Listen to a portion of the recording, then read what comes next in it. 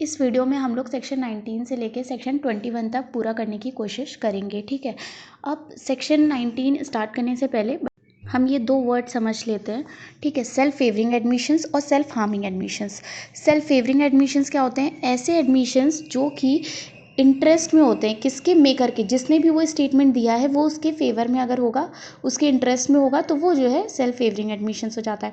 Self harming admissions मतलब ऐसा जब कोई पर्सन जिसने वो एडमिशन दिया है वो उसके इंटरेस्ट के अगेंस्ट जा रहा है, तो वो सेल्फ हार्मिंग एडमिशन हो जाता है। अब हम सेक्शन 19 से स्टार्ट करते हैं। सेक्शन 19 बेसिकली जो है एडमिसिबिलिटी ऑफ एडमिशन्स के बारे में है कि कौन से एडमिशन्स का एविडेंस दिया जा सकता है, ठीक है। पर अगर आप देखें सेक्शन 15 को, तो सेक्शन 15 जो है सिर्फ एडमिशन को डिफाइन करता है। उसने कहीं भी ये नहीं कहा कि कौन से एडमिशन्स को एडमिसिबल होंगे, कौन से नहीं। वो ये कह रहा है कि एडमिशन्स क्या होते हैं, ठीक है। उसके बाद सेक्शन 16, 17 और 18 जो है रेलेवेंसी ऑफ एडमिशन से बता रहा है कि कौन कौन से लोग जो है एडमिशन देंगे, तो वो रेलेवेंट एडमिशन होगा, ठीक है। तो कहीं भी ये नहीं बताया गया कि सेल्फ फेवरिंग एडमिशन्स जो है एडमिसिबल होंगे या नहीं होंगे, सेल्फ हार्मिंग एडमिशन्स जो है एडमिसिबल होंगे या नहीं होंगे, ये बाइफर्केशन कहीं नहीं है, ठीक है। पर ये बाइफर्केशन आपको मिलेगा सेक्शन 19 में। सेक्शन 19 का पैरा 1 ये बाइफर्केशन करता है। अब हम सेक्शन 19 का पैरा 1 पढ़ते हैं। अभी कह रहा है कि admissions are relevant and may be proved as against the person who makes them or his representative in interest, ठीक है। ये कह रहा है कि सिंपल लैंग्वेज में कि एडमिशंस रेलेवेंट हैं और वो प्रूव किए जा सकते हैं किसके? जो जो जिस पर्सन ने एडमिशन किया है उसके अगेंस्ट में प्रूफ किए जा सकते हैं, या फिर उसके रिप्रेजेंटेटिव, अगर सूट जो है रिप्रेजेंटेटिव इंटरेस्ट में फाइल किया गया है तो उसके रिप्रेजेंटेटिव के अगेंस्ट भी जो है क्या कहते हैं, प्रूफ किया जा सकता है, ठीक है। आगे क्या करें? But can not be proved by or on the behalf of the person who makes them. पर क्या कहते हैं, जिस पर्सन ने खुद वो स्टेटमेंट दिया है वो जो है प्रूव उसे नहीं कर सकता है, ठीक है। तो अब इसको, और अब ये कह रहा है यहाँ पे कहीं भी सेल्फ फेवरिंग और सेल्फ हार्मिंग का एक्सप्रेस मेंशन नहीं है। अब इसको हम थोड़ा सा लॉजिकली समझते हैं कि सेल्फ हार्मिंग है और सेल्फ फेवरिंग एडमिशन है, ठीक है। मैंने कोई एडमिशन दिया है जो कि मेरे फेवर में जा रहा है, तो मैं उसको प्रूव करना चाहूँगी कोर्ट में, बिल्कुल प्रूव करना चाहूँगी, ठीक है। पर अगर मैंने वहीं पे कोई ऐसा एडमिशन दिया है जो कि सेल्फ हार्मिंग है, मेरे इंटरेस्ट के अगेंस्ट है, तो क्या मैं उसको प्रूव करना चाहूँगी कोर्ट में? बिल्कुल भी नहीं। उसका एविडेंस तो मैं नहीं देना चाहूँगी कोर्ट में। अब मेरी जो अपोजिट पार्टी है वो क्या करना चाहेगी? वो मेरे सेल्फ हार्मिंग एडमिशन को कि अरे इसने खुद ही ये बात कही थी, क्योंकि वो उसके फेवर में जाएगा, बट मेरे अगेंस्ट द इंटरेस्ट है, तो वो उसको प्रूव करेगा ना। मेरे सेल्फ फेवरिंग एडमिशन को तो मेरी अपोजिट पार्टी कभी प्रूव नहीं करेगी, क्योंकि वो उसके अगेंस्ट द इंटरेस्ट चला जाएगा। तो यहाँ पे जो पहला पैराग्राफ है ना, जो कह रहा है कि admissions are relevant and may be proved against the person who makes them, ठीक है। मतलब जो जो वो एडमिशन दे रहा है उसके अगेंस्ट जो है वो प्रूफ किया जा रहा है। यहाँ पे ये बात कर रहा है कि अपोजिट पार्टी जो है क्या कर सकती है, सेल्फ हार्मिंग एडमिशंस का जो है वो एविडेंस दे सकती है, but can not be prove by or on the behalf of the person who makes them. मतलब प्रूव नहीं किया जा सकता है जिसने उसको खुद बोला है। अब मैंने क्या बोला है, मैं जो है अपने सेल्फ हार्मिंग का जो एडमिशन नहीं दूंगी एविडेंस, ठीक है। बट जो सेल्फ फेवरिंग एडमिशंस हैं उनको तो दूंगी एविडेंस। तो वो कह रहा है कि नहीं, आप ऐसा नहीं कर सकते हो, आप सेल्फ फेवरिंग एडमिशंस नहीं दे सकते हो। ये सेकंड लाइन ये कह रही है, ठीक है। अब इसका रीज़न क्या है? क्योंकि हर कोई अगर सेल्फ फेवरिंग एडमिशंस को रेलेवेंट मतलब एडमिसिबल कर दिया जाएगा ना, तो हर पार्टी क्या करेगी? सेल्फ फेवरिंग एडमिशंस करेगी और बाद में उसका एविडेंस दे देगी कोर्ट में। ऐसे तो हर पार्टी करने लगेगी ना। तो इसीलिए कहा जाता है कि कोई भी पर्सन अपने बोले हुए स्टेटमेंट का एविडेंस नहीं दे सकता है, क्योंकि वो अगर देगा तो वो सिर्फ ऐसे ही स्टेटमेंट का एविडेंस देगा जो कि उसके फेवर में जा रहा होगा। अब ये सारी बात को हम जो है अपने पुराने एडमिशन के एग्जाम्पल से समझेंगे। ए को ए के अगेंस्ट जो है सूट फाइल किया गया है बी के द्वारा, किस लिए? For the recovery of loan. और ए कह रहा है मैंने तो कोई लोन लिया ही नहीं है, ठीक है। बट ए ने अपने फ्रेंड से कहा था कि उसने एक लोन लिया है। तो ये जो लोन के कहने की बात है, ये जो स्टेटमेंट है, ये क्या है? ए के अगेंस्ट सेल्फ हार्मिंग है, क्योंकि अगर ये कोर्ट में प्रूव हो जाएगा तो ये प्रूव हो जाएगा ना कि हाँ उसने लोन लिया है। और वो कोर्ट में क्या कह रहा है कि मैंने तो कोई लोन लिया ही नहीं है। तो अब ये जो स्टेटमेंट है ये कोर्ट में इसका एविडेंस दिया जा सकता है, ठीक है। और एक खुद तो ये बात का एविडेंस देगा नहीं ऑब्वियसली, तो बी जो है इसको प्रूफ कर सकता है कोर्ट में। पर अगर ए ने यही सेम केस होता, सूट फाइल किया गया ए के against for the recovery of loan, ठीक है, और बी ने अपने दोस्त और अपने नेबर से कहा है कि अरे मैंने तो कोई लोन लिया ही नहीं है, ठीक है, तो ये कैसा एडमिशन हो गया, सेल्फ फेवरिंग एडमिशन हो गया। अब ए जो है इसका एविडेंस नहीं दे सकता है कोर्ट में, और बी जो है इसको ऑब्वियसली प्रूव तो करेगा नहीं, क्यों, क्योंकि वो उसका ही केस अफेक्ट करेगा। तो आप एक कंक्लूजन ड्रॉ करते हो सेक्शन 19 के पैरा 1 से कि सेक्शन 19 का पैरा 1 ये कह रहा है कि self favouring admissions are not admissible but self harming admissions are admissible. पर आगे सेक्शन 19 अपने आप में ही एक्सेप्शंस प्रोवाइड करता है, मतलब कि वो ऐसे 3 कंडीशन बता रहा है जहाँ पे कि सेल्फ फेवरिंग एडमिशंस का भी आप एविडेंस दे सकते हो, मतलब जिसने वो एडमिशन दिया है वो खुद ही जो है अपने फेवर में दिए हुए एडमिशंस का जो है एविडेंस दे सकता है। अब पहला एक्सेप्शन क्या कह रहा है, पहला एक्सेप्शन कह रहा है कि when it is of such a nature that if the person making it were dead it would be relevant as between the third persons under section 26। ठीक है, अब एक्सेप्शन 1 क्या कह रहा है, तो एक्सेप्शन ये कह रहा है कि एक सेल्फ सर्विंग एडमिशन जो है प्रूफ किया जा सकता है, ठीक है, एडमिशन दे उसका एविडेंस दिया जा सकता है, पर कब, जिसने भी वो सेल्फ सर्विंग स्टेटमेंट दिया है अगर वो मर गया होता, ठीक है, तो वो स्टेटमेंट कैसा रेलिवेंट होता, सेक्शन 26 में रेलिवेंट होता। सेक्शन 26 सिंपली आप समझ लें अभी डाइंग डिक्लेरेशन से डील करता है, तो वो स्टेटमेंट कैसे रेलेवेंट होता, डाइंग डिक्लेरेशन से के अंडर रेलेवेंट होता, तो अब वो स्टेटमेंट का एविडेंस दे सकता है, ठीक है, भले वो पर्सन जो है क्या है, मरा नहीं है। एग्जाम्पल से समझ लेते हैं कि यहाँ पे ए है, वो एक क्राइम उसके अगेंस्ट चार्ज है कि उसने क्राइम किया है, कहाँ पे, कोलकाता में, ठीक है, पर वो जो है एक एविडेंस देता है कि उसने सेम डे पे ही एक लेटर लिखा था, ठीक है, कहाँ से, चेन्नई से, और उस पर चेन्नई का ही पोस्ट मार्क भी है, ठीक है, तो ये क्या है, उसके द्वारा लिखा गया लेटर, वो एक डॉक्यूमेंट्री एविडेंस है, ठीक है, और ये मतलब एडमिशन है डॉक्यूमेंट्री फॉर्म में, और वो सेल्फ सर्विंग एडमिशन है, ठीक है, पर वो दे सकता है, क्यों, क्योंकि अगर वो मर गया होता तो वो उसका लिखा हुआ लेटर कैसे रेलिवेंट होता, सेक्शन 26 में डाइंग डिक्लेरेशन के तौर पे रेलिवेंट होता, तो अभी भी वो उस चीज़ का एडमिशन दे सकता है, भले वो एक सेल्फ सर्विंग एडमिशन है। अब हम इसके जो है सेकंड एक्सेप्शन पे चलते हैं, जो कि ये कह रहा है कि कोई भी ऐसा एडमिशन, सेल्फ सर्विंग एडमिशन कब रेलेवेंट होगा, जब वो स्टेटमेंट क्या कर रहा हो, शो कर रहा हो कि कोई स्टेट ऑफ माइंड या स्टेट ऑफ बॉडी का एग्जिस्टेंस शो कर रहा हो, ठीक है, दूसरी चीज़, और वो जो स्टेटमेंट बोला गया था वो कब बोला गया था, जब वो एक्चुअली में स्टेट ऑफ माइंड और स्टेट ऑफ बॉडी था वो एक्चुअली में एग्जिस्ट कर रहा था या उसके अराउंड ही आसपास अप्रॉक्स द टाइम बोला गया था, ठीक है। तीसरी चीज़ ये कह रहा है, और ये जो स्टेटमेंट जब बोला गया जो कि स्टेट ऑफ माइंड और स्टेट ऑफ बॉडी शो कर रहा था, वो साथ ही साथ उसके क्या होना चाहिए कि ऐसा कंडक्ट भी दिखना चाहिए जो कि क्या कर सके, ताकि पता चल सके कि जो स्टेटमेंट बोला गया है वो जो है क्या है, फॉल्स नहीं है, ठीक है। क्यों ये कंडक्ट, क्यों, क्योंकि हमने पढ़ा था कि स्टेटमेंट क्या होता है, बहुत जो है ईजिली जो है फैब्रिकेट किया जा सकता है, बट जब कंडक्ट की बात आती है तो वो थोड़ा सा चांस ऑफ फैब्रिकेशन को रूल आउट कर देता है, ठीक है, इसीलिए तो हमने इसमें 4 पॉइंट्स पढ़े। पहला कि कोई भी ऐसा स्टेटमेंट जो कि स्टेट ऑफ माइंड और स्टेट ऑफ बॉडी के एग्जिस्टेंस को शो करे, वो इस एडमिशन कब बोला गया होना चाहिए, जब वो एक्चुअली में स्टेट ऑफ माइंड या स्टेट ऑफ बॉडी एग्जिस्ट कर रही थी या उसके अराउंड, ठीक है।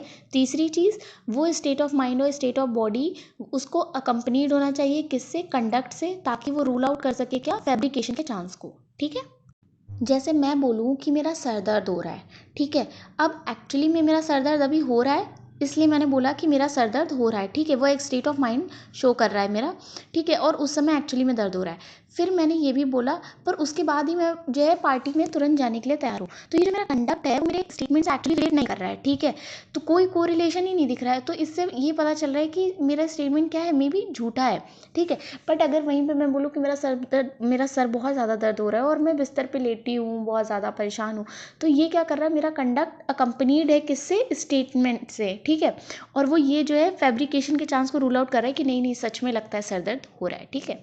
अब इसका एक इलस्ट्रेशन भी ले लेते हैं हम यहाँ पे, कि ये क्वेश्चन है कि एक पर्सन है, उसके ऊपर चार्ज लगाए कि तुमने जो है स्टोलन प्रॉपर्टी जानते हुए भी उस प्रॉपर्टी को लिया है, ठीक है, जानते हुए कि वो प्रॉपर्टी स्टोलन प्रॉपर्टी थी, फिर भी तुमने उसको अपने खरीदा था, ठीक है, बट वो जो है ऑफर करता है ये प्रूव करने का कि एक बार एक कस्टमर आया था उससे वो सामान खरीदने, और वो उससे कह रहा था कि तुम मुझे सस्ते में ये सामान दे दो, तो मैंने जो है उसको ये सस्ते में सामान नहीं दिया, ठीक है। तो यहाँ पे क्या है कि अगर मान लीजिए एक रीजनेबल पर्सन है, उसको अगर कोई इंसान सस्ते में सामान दे रहा है, तो अगर मैंने ही वो सामान चोरी किया होता, तो वो जो है क्या करता, जल्द से जल्द जो है सस्ते में भी दे के वो हट जाता कि हाँ ठीक है चलो चीपर रेट है तो क्या हुआ, चोरी का सामान है, चलो बेच के हट जाता हूँ जल्दी से, ठीक है।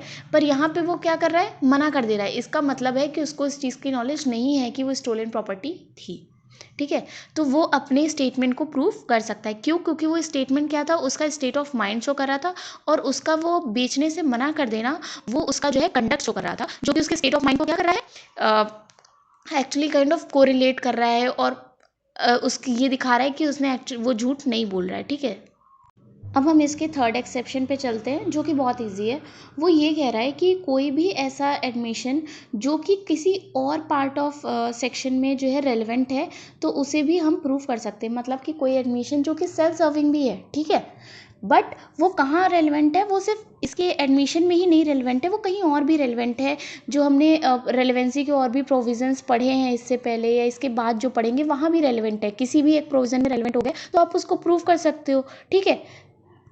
इससे फ़र्क नहीं पड़ेगा कि वो सेल्फ सर्विंग एडमिशन्स है या सेल्फ हार्मिंग एडमिशन है। अब हम जो है सेक्शन 20 देख लेते हैं, ठीक है। अब सेक्शन 20 क्या है ना, आप ये समझें कि थोड़ा सा इसको यहाँ पे आपको बेसिक समझना होगा, क्योंकि इसका पूरा का पूरा कॉन्सेप्ट आपको इंडियन भारतीय साक्षर अधिनियम में आगे जाके मिलेगा, ठीक है। तो अभी सेक्शन 20 क्या कह रहा है, सेक्शन 20 ये कह रहा है कि कोई भी ऐसा कंटेंट ऑफ डॉक्यूमेंट है, मतलब कोई भी ऐसी चीज़ जो कि किसी डॉक्यूमेंट में लिखी गई है, ठीक है, तो उसका एविडेंस आप ओरल नहीं दे सकते हो, जाके ओरल एडमिशन नहीं दे सकते हो कि उसका उस डॉक्यूमेंट में क्या था, उसका कंटेंट क्या था, ठीक है। ये क्यों? क्योंकि इसका एक बेसिक रूल है भारतीय साक्षर नियम का कि what ever is in the writing shall be prove by the writing. जो भी राइटिंग में है उसे राइटिंग से ही प्रूव करना होगा, मतलब जो कि डॉक्यूमेंट फॉर्म में है उसे डॉक्यूमेंट से ही प्रूव करिए, ओरल एडमिशंस नहीं अलाउड है, ठीक है। पर अब सेक्शन 20 इसी का एक्सेप्शन भी बता रहा है। वो कह रहा है कि ऐसे दो सर्कमस्टेंसेज है जहाँ पे कि आप कंटेंट ऑफ डॉक्यूमेंट का ओरल एडमिशन दे सकते हो। पहला, कि जब पार्टी जो है इंटाइटल जिस जो उसका एविडेंस देना चाह रही है वो इंटाइटल्ड है कि वो सेकेंडरी एविडेंस दे सकती है उस डॉक्यूमेंट का, ठीक है, कंटेंट ऑफ डॉक्यूमेंट का। दूसरा, जब वो डॉक्यूमेंट का जेन्युइननेस खुद एक क्वेश्चन में हो कि ये डॉक्यूमेंट एक्चुअली में जेन्युइन है या नहीं है, वो खुद क्वेश्चन है कोर्ट में, तो जो है आप उसका ओरल एडमिशन दे सकते हो। अब हम सेक्शन 21 पे चलते हैं, ठीक है। सेक्शन देखिए, वैसे तो हमने पढ़ा था कि भारतीय साक्षर नियम के सारे ही प्रोविजंस जो है सिविल और क्रिमिनल प्रोसीडिंग्स दोनों पे ही अप्लाई होते हैं इक्वली, बट सेक्शन 21 ये उन कुछ प्रोविजंस में से है जो कि सिर्फ और सिर्फ सिविल केस में अप्लाई होते हैं, ठीक है। ऐसा एक प्रोविज़न हमने पहले भी पढ़ा था, तो वो आप याद करके कॉमेंट सेक्शन में मुझे बता सकते हैं। अब सेक्शन 21 कह रहा है कि ऐसा कोई भी एडमिशन जो कि किया गया है किस पे, दो चीज़ों के अंडर में। पहला, या तो दोनों के बीच में कोई एक्सप्रेस कंडीशन था कि अगर हमने कोई भी एडमिशन दिया है तो वो जो है एविडेंस में नहीं दिया जाएगा, ये पार्टीज़ के बीच में कोई एक्सप्रेस कंडीशन था, ठीक है, तब। या फिर कोर्ट को सर्कमस्टेंस देख के ऐसा लग रहा है कि पार्टीज़ के बीच में शायद एक ऐसा एग्रीमेंट रहा होगा कि ये जो स्टेटमेंट वो बोल रहे हैं वो एविडेंस में नहीं दिया जाएगा। इन दोनों ही केस में कोर्ट जो है उस एडमिशन को जो है क्या कहते हैं, कंसीडर नहीं करेगा एविडेंस में, भले वो रेलेवेंट है बट फिर भी वो एडमिसिबल नहीं होंगे, ठीक है। सेक्शन 21 एक मैगजिम पे बेस्ड है, इंटरेस्ट रे पब्लिका एट फिनिश लिटियम। इसका मतलब होता है कि ये स्टेट के इंटरेस्ट में है कि लिटिगेशन को जल्द से जल्द एंड किया जाए, ठीक है।